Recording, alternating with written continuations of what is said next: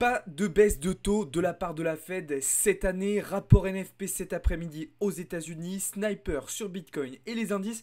Bienvenue à toutes et à tous les amis dans cette nouvelle matinale trading. Vous l'aurez compris, grosse fin de semaine, beaucoup de choses à dire ce matin. Il y a énormément d'agitation sur le marché crypto mais aussi sur les marchés financiers traditionnels. Et bien évidemment, on fera aussi un point macro sur l'ensemble de la situation. Juste avant de commencer, comme d'habitude, je vous invite à vous abonner si ce n'est pas encore déjà fait. Et surtout, à nous rejoindre dans le serveur Discord. C'est là-bas que tout se passe. Vous avez les liens en bio et en description. On va commencer par un petit point sur le marché crypto. Et pour ça, on va faire un petit retour en arrière. Effectivement, on va revenir il y a à peu près une semaine et demie, 2 semaines bientôt maintenant, où je vous partageais une première entrée short sur le Bitcoin, vous le voyez juste ici, lorsque le cours était aux alentours des 70 800, 70 900 dollars. Une première entrée donc qui s'était merveilleusement bien passée, puisque le cours du BTC avait très bien retracé sur ce niveau-là, et était même venu casser le niveau de support, le niveau de polarité des 68 500 dollars. Depuis le début de la semaine, on a travaillé ensemble dans le serveur Discord la deuxième partie de notre scénario, la deuxième partie de notre plan, qui était de venir récupérer tous les ordres présents. On va voir si mon mob chart veut bien s'afficher. J'ai pas l'impression que ça veuille fonctionner. Si, on y est. Tous les ordres qui étaient présents et qui s'étaient accumulés justement entre les 67 000 et les 68 500. Ce que nous sommes parfaitement venus faire, et je vous avais expliqué que si on était bien rejeté sur ce niveau-là, cela nous permettrait de faire un renforcement de position short sur le BTC suite à notre première position. C'est ce que j'ai fait hier, je vous ai d'ailleurs partagé cela à nouveau dans le serveur Discord en vous disant, comme prévu, je m'apprête à renforcer ma position short sur BTC. Qu'est-ce qui s'est passé depuis ? On a parfaitement été rejeté et le prix est redescendu vers le bas. Donc on en a profité pour faire un profit partiel, prendre un TP partiel et remonter notre stop loss ABE pour sécuriser notre prise de position.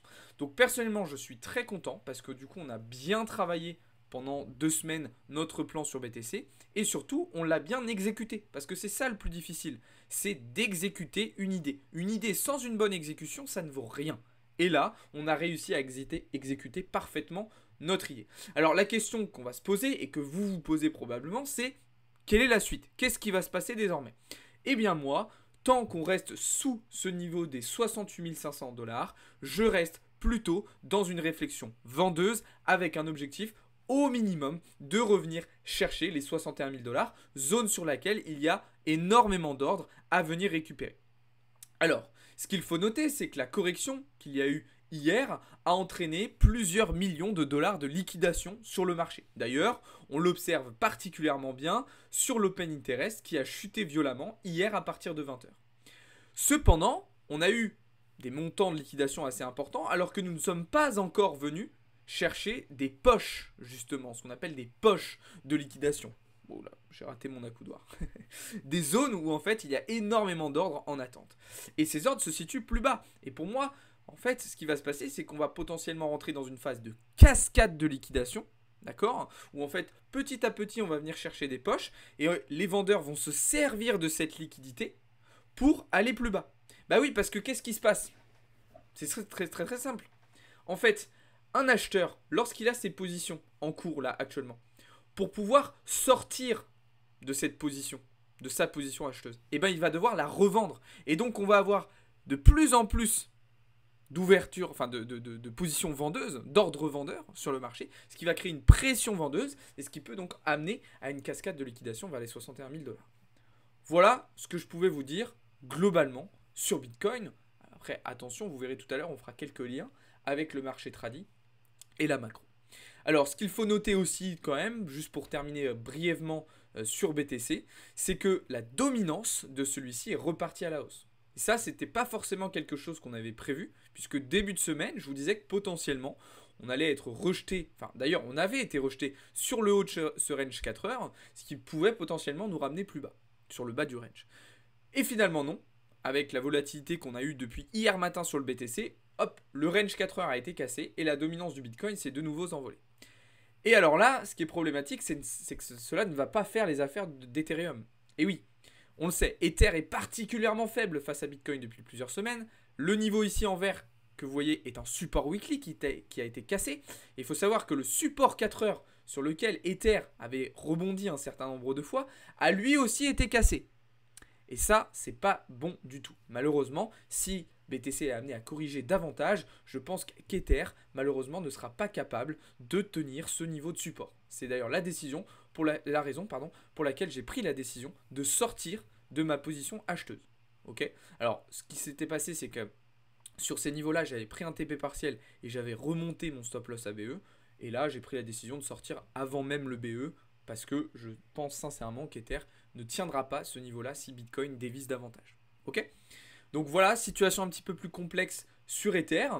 En tout cas, je me concentre vraiment sur la partie crypto, sur mon trade sur BTC, sur mon plan sur BTC. Par contre, je reste attentif à des potentielles opportunités de rechargement en spot sur les alts. C'est d'ailleurs ce qu'on a pu faire début de semaine sur Aleph. Okay, sur laquelle je vous ai partagé un très bon prix d'entrée puisque je vous avais dit qu'on était revenu sur une zone très intéressante, okay, sur laquelle il fallait profiter pour recharger justement ces backspots, surtout qu'on venait quand même de faire une correction de 40% hein, à peu près, donc c'était quand même une opportunité d'achat très intéressante. Et qu'est-ce qui s'est passé depuis? Boum, Aleph, il a repris quasiment 50%. Il a refait 50%. Alors évidemment, lui, il a réagi, d'autres n'ont pas encore réagi, mais il faut vraiment que vous soyez actuellement dans une optique d'observation et d'identification d'opportunités de rechargement spot sur les alts. Parce que oui, là on a des retracements de l'ordre de 20, 30, 40%. Ce qu'il faut se dire, c'est que même si ces retracements ne nous amènent pas forcément sur des zones de support particulièrement solides, il faut être capable de profiter de l'opportunité. C'est l'exemple que je vous ai donné par exemple hier sur le FTM. Je vous ai dit, ok, bon, on n'est pas encore revenu sur le support précédent en daily, en weekly, mais on vient quand même de faire une phase, enfin un retracement de l'ordre de 30%. Je crois que c'est ça. Voilà, un peu plus de 30%. Bah effectivement, même si là on n'est pas sur une zone qui est parfaite, c'est pas débile de faire une première entrée. Je vous dis pas d'injecter toute votre liquidité maintenant. Je vous dis peut-être d'en profiter pour faire une première entrée et garder du cash de disponible si effectivement on revient chercher le support précédent. Ok ? C'est ça que j'essaye de vous expliquer. Donc il faut vraiment sur le marché crypto que vous soyez dans cette optique-là. Évidemment, des opportunités, je vous en partage quotidiennement et toutes les semaines dans le serveur Discord. Donc si ça vous intéresse, n'hésitez pas à nous rejoindre. Voilà un petit peu ce que je pouvais vous dire du côté du marché crypto. En tout cas, vous l'avez compris, j'ai été un sniper sur Bitcoin ces derniers jours et ces dernières semaines. Et alors, il y a un autre marché sur lequel j'ai été particulièrement précis sur cette fin de semaine. Ça a été le marché des indices. Ok ? Je vais vous montrer à nouveau en toute transparence les positions que j'ai partagées aux membres du groupe Premium hier sur le S&P 500 et le DAX. Idée de short sur S&P 500. Idée de short sur le DAX. Ok. Maintenant, je suppose que vous voulez voir et savoir ce qu'il s'est passé depuis que j'ai partagé ces positions aux membres du groupe Premium sur le serveur Discord. Ben, on va commencer en jetant un petit coup d'œil au S&P 500, le boss des indices américains. Voilà. Qu'est-ce qui s'est passé? Ça. Correction de 2 à 2,5% en l'espace de 4 heures seulement. Vous vous dites, ok, bon, peut-être que là, il a eu de la chance sur le S&P, sans doute qu'il s'est trompé sur le DAX. Et non, je ne me suis pas non plus trompé. Alors, il faut savoir qu'au-delà de ces deux positions que je vous ai partagées ici, je suis aussi vendeur sur le CAC depuis 1 semaine et demie, peut-être même 2 semaines, je ne sais plus exactement. Donc là aussi, une position qui se passe très bien. Et il faut savoir que ça fait aussi 2 semaines que je suis en position en vente sur le NAS. D'ailleurs, je vous ai envoyé, alors juste, j'attends que la position s'affiche pour que vous puissiez bien voir. Voilà, c'est cette position-là. D'ailleurs, ce matin, puisque chez Blockchain Capital, le but, c'est pas juste de vous envoyer une position comme ça. Il y a un suivi qui est fait de chaque position. Eh bien, regardez ce que je vous ai envoyé. Voilà. Prenez TP partiel et SLABE sur le NAS. Voilà, je vous fais un update, je vous fais un suivi des prises de position qui vous sont partagées dans le serveur Discord. Donc, régalade sur les indices. Ok. Maintenant, la question qu'on va se poser, c'est à quoi c'est dû? Et oui, parce que c'est ça l'information importante. Eh bien, en fait, hier, tout au long de la semaine, mais pas tout particulièrement hier, on a eu de nombreux membres de la Fed, du FOMC, qui se sont exprimés. Et le truc, c'est qu'on a des membres qui jusqu'à maintenant étaient plutôt au quiche, enfin plutôt dovish, pardon, qui envisageaient relativement rapidement une baisse de taux dans l'année 2024, sont en train de changer un peu de ton, sont en train un peu de retourner leur veste. Et hier, ils nous ont dit, bah en fait, finalement, vu les données de l'inflation, bah peut-être qu'en fait, on va pas baisser les taux tout de suite. Et le problème, c'est qu'une grosse partie de la performance qu'ont réalisé les indices sur ces derniers mois, elle est due à une anticipation d'une baisse des taux de la part de la Fed. Et là, les marchés sont en train de se rendre compte. Alors, moi, je vous l'avais déjà dit fin 2023, hein, pour moi, les marchés étaient beaucoup trop optimistes. Hein. Vous pouvez retourner voir les vidéos, les lives et ce que je vous disais dans le Discord. Je vous disais déjà que pour moi, les marchés étaient trop optimistes, trop ambitieux à envisager 6 à 7 baisses de taux. Ensuite, je vous ai expliqué que pour moi, c'était peu probable qu'on ait une baisse de taux au mois de juin parce que la Fed n'allait pas prendre le risque de baisser les taux avant l'été. Alors, pour le moment, les probabilités n'ont pas trop changé sur CME Group, ça m'étonne un petit peu.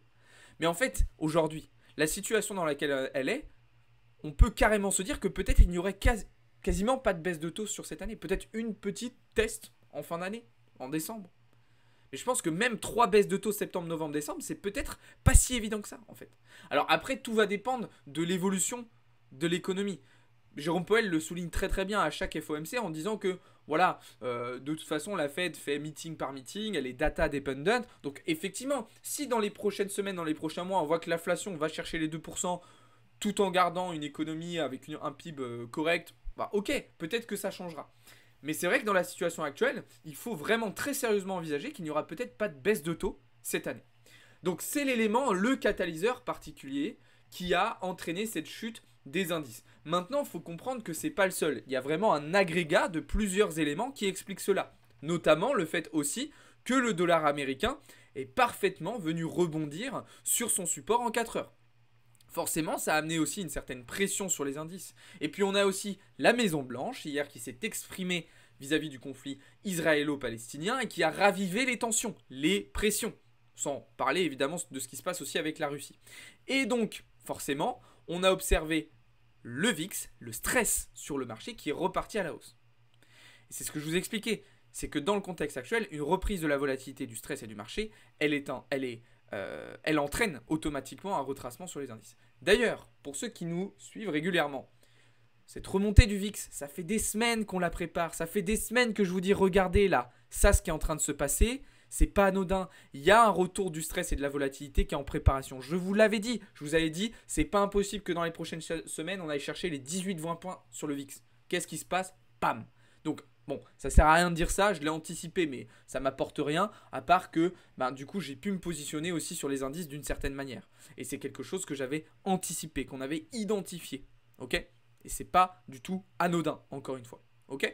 Donc maintenant, la question qu'on va se poser, c'est si ce retracement-là qu'on a observé, il va être plus profond, ou est-ce que c'est seulement du court terme? Et je pense qu'on aura déjà des premiers éléments de réponse cet après-midi aux États-Unis. Puisque oui, cet après-midi, du côté américain, nous allons avoir la publication du rapport NFP. Ok, alors je vais juste remettre mes filtres sur Investing. Le rapport NFP, c'est l'un des rapports macroéconomiques les plus importants aux États-Unis et qui est le plus sérieusement pris en compte par la Fed. C'est un rapport sur le secteur de l'emploi, sur le marché du travail. Alors, il y a 3 chiffres phares à prendre en compte dans ce rapport NFP. Le salaire horaire moyen, les créations d'emplois dans le secteur non agricole et le taux de chômage. La tendance qu'on a identifiée ces dernières semaines sur le marché de l'emploi américain, c'est que on avait de plus en plus de gens qui avaient du travail, et parmi ces gens qui avaient du travail, une grosse majorité gagnait en pouvoir d'achat. Leur salaire horaire moyen augmente. Ok ? Qui dit une plus grosse part de la population qui travaille, avec plus de pouvoir d'achat, et une confiance dans l'économie et dans les marchés qui augmente, parce que c'est ça aussi la troisième data. C'est qu'on a vu sur les indices Michigan que les consommateurs américains gagnaient en confiance, reprenaient confiance dans l'économie et dans le marché. Et ils ont raison. Ils ont raison d'avoir confiance. En tout cas pour le moment. Du coup, ça fait que potentiellement, cette part de la population qui a un meilleur pouvoir d'achat et qui a confiance dans le marché va se mettre à dépenser son pouvoir d'achat, à utiliser son pouvoir d'achat. Et si on a une grosse part de la population américaine qui se remet à consommer, eh bien ça peut participer à la reprise, à un rebond de l'inflation. C'est d'ailleurs pour ça qu'on en a un depuis plusieurs semaines, depuis plusieurs mois. Donc, ce rapport NFP, il est très très très très important et il va nous donner justement des indications alors c'est pas direct, mais indirect sur le comportement de l'inflation dans les prochaines semaines et dans les prochains mois. Et donc aussi sur le comportement de la Fed vis-à-vis de ses décisions autour des taux d'intérêt. Ok ? Donc ça va être très très important de suivre ça. Je serai en live à partir de 14h15 sur Twitch et sur TikTok pour suivre tous ces résultats en direct. Et bien évidemment, on observera aussi l'ouverture de Wall Street. Je termine cette vidéo avec un petit point sur les matières premières. Pas grand chose à dire. Le gold s'envole encore et vient chercher de nouveaux ATH, alors que on voit ici le taux réel 10 ans qui est inversé par rapport à la courbe du dollar. Donc personnellement, je reste observateur parce que c'est toujours un indicateur intéressant de voir un petit peu ce qui se passe sur le gold. Mais pour moi, voilà, je n'envisage absolument aucune position pour le moment. Voilà, si j'étais déjà longue, j'essaierais d'accompagner le mouvement le plus haut possible, mais je ne suis pas en position acheteuse actuellement sur le gold, donc je ne préfère rien faire, mais je l'observe tout de même parce que ça me permet d'avoir des informations assez intéressantes. Et puis sur le pétrole, pas de changement, comme prévu, on est venu chercher les 87 points, d'accord, pour 87 $ le baril, sans surprise de toute façon. Le Brent d'ailleurs, lui aussi s'est envolé à plus de 90 points, ok. Donc voilà, ça aussi, ça participe aux pressions inflationnistes qu'on a actuellement. Et donc, ça ne fait pas les affaires de la Fed. D'ailleurs, le pétrole, ce n'est pas la seule matière première qui s'envole. On a vu le fer, on a vu le cuivre, on a vu le cacao. Voilà, toutes ces matières premières-là sont en train de s'envoler et amènent des pressions inflationnistes sur les différentes économies. Alors, pour le moment, ça ne se ressent pas trop encore. Surtout, par exemple, sur le cacao. Pourquoi ? Parce qu'en fait, les stocks sont déjà faits. Donc, pour le moment, ce qui est vendu a été acheté à des prix encore relativement raisonnables. Le problème, c'est quand les stocks vont devoir être rechargés, là, on va devoir racheter du cacao beaucoup plus cher. Et c'est là où, en fait, les prix vont s'envoler, notamment dans le commerce. Ok ? Donc là, ça sera intéressant de voir les différences entre PCE et PCE Core, entre IPC et IPC Core, donc les différents chiffres de l'inflation, en fonction de si on prend en compte ou pas la volatilité des prix sur les matières premières. Et sur l'énergie aussi, enfin c'est sur l'alimentaire et l'énergie principalement. Donc voilà des matières premières qui restent particulièrement élevées là aussi. Voilà les amis, j'espère que cette petite vidéo vous a plu. Je terminerai avec une dernière petite news. Ripple lance son stablecoin adossé au dollar américain. Alors, il ne sera pas 100% adossé au dollar américain. Il y aura aussi du bon du trésor. Il y aura aussi des équivalents actifs US. Mais du coup, Ripple qui lance son stablecoin. Donc, je vous laisse me dire dans les commentaires ce que vous en pensez. Est-ce que c'est une bonne ou une mauvaise idée et puis voilà, on se retrouve donc en live à 14h15 sur Twitch et sur TikTok. On se retrouve évidemment tout au long de la journée dans le serveur Discord. Si vous avez aimé cette vidéo, n'hésitez pas à lâcher un petit like. Si vous avez des questions, des remarques, des propositions, quoi que ce soit, n'hésitez pas à me le faire dans les commentaires. Et je vous souhaite à toutes et à tous une très très très bonne fin de semaine. Ciao tout le monde, c'était Alex pour Blockchain Capital.